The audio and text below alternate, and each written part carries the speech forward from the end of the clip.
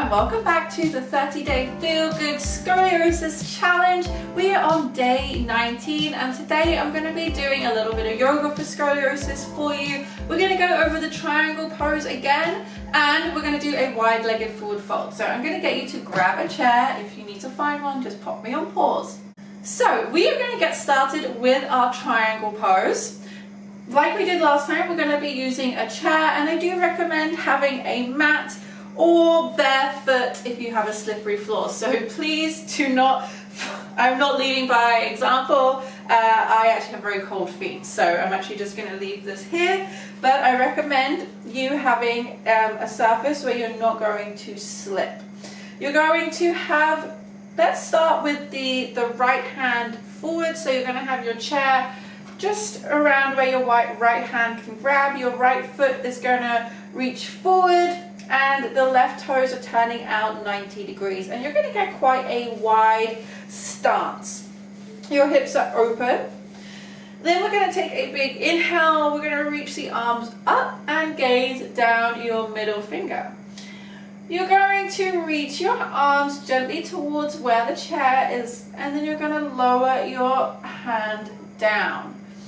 Then you can, depending on your side, I know right thoracic, left lumbar, I'm going to reach my left arm up towards the ceiling, so I open up through my left concave ribs on the side.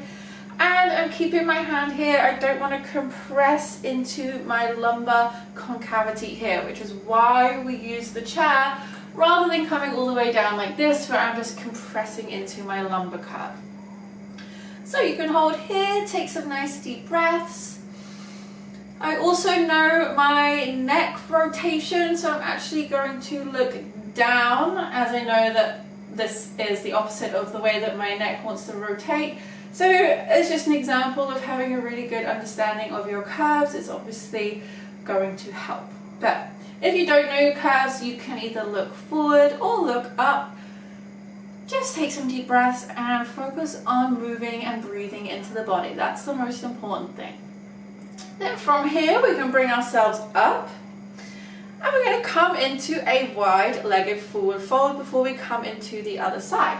So you can actually bring your chair out in front of you. So we have, I'm just going to move over so you can see me, but your feet are wide and your toes face forward.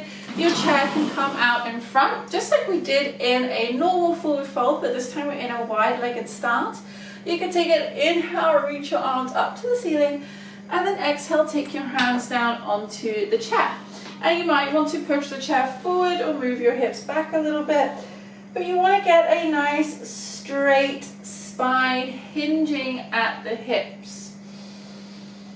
And you can take some deep breaths here. Again, this is a really nice stretch. If you know that you have a bit more hamstring flexibility, you could change the level of the chair, come down a little bit lower.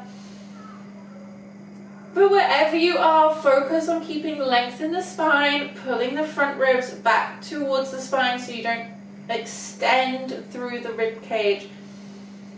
And send some really nice, juicy, deep breaths into your concave areas if you know where they are.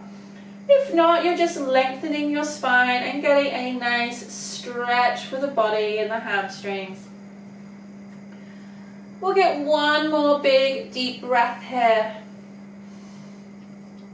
And then to make your way up, you can keep your spine nice and long, take your hands to your hips, and then slowly come on up. Whee! Take a moment if you have any head brush. We want to let the head brush fade away. And then we're going to go on the other side. So you got your wide-legged stance. Your toes facing forward towards the chair, left toes forward, right toes turn out 90 degrees. You're going to reach the arms up to the side, take an inhale, reach the left arm forward, and then exhale, take the left hand down. And now for right thoracic, left lumbar, I'm going to bring my hand here and try not to open too much into the ribs on this convex side. I'm focusing my opening into this right lumbar concavity. I also use the chair here because I don't want to compress into my thoracic concavity here. So we keep lots of nice length through the body, but we're stretching and opening all through here.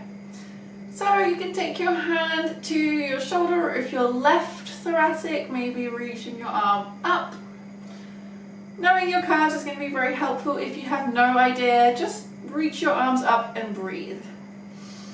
And again, you can maybe turn your head depending on the rotation of your cervical curve, i.e. your neck curve, but that is something for you to know and figure out. Getting nice deep breaths, lots of lengthening through the spine. Oh, feels good. I love holding this here. I can really feel myself opening up into this tight hip area. It just feels so good. Then from here, we engage our core muscles. We bring ourselves up. Back to standing. You can turn your left toe so it faces forward, and then just heel toe yourself back to center. Good, well done. That is it for today, but you can keep practicing that. Add it to your scoliosis toolbox, and I will see you tomorrow.